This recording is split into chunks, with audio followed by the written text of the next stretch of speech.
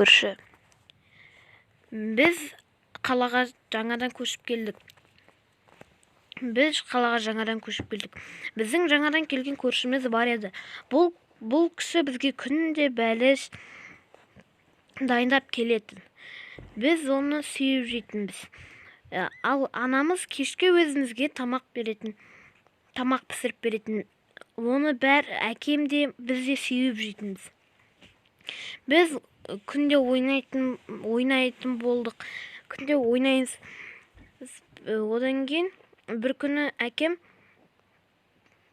кітап оқып отырғанда терезеден бірдеңені байқа қалды. Көршінің терезесінен бірдеңені байқа қалды. Көршінің әйелдің жігіті бір қызды зорлап жатыр екен. Оны әкем байқап қалды да, оның аузын байлап тастаған. Ол қыз әкеме қарап қалды. Ал әкем шошып кетті. Әкем полицияға звондады.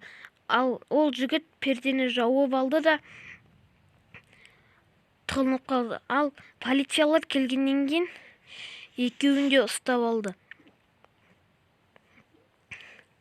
Бұлар өте жауыз көршілер болып шықты.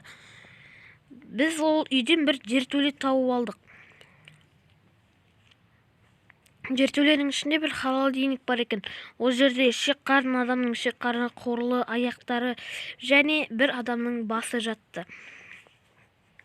Біз қатты шошып кеттік. Одан кейін біз бір адамды көрдік. Үсті басы қан болды. Ал көршілер болса өте жауыз көрші екен. Біз ойладық, олар сынды бізге адамның етімен бәліш жасап берген бе дедік. Бұндай көршілерді көрсеңіздер, дереу олармен араласпаңыздар.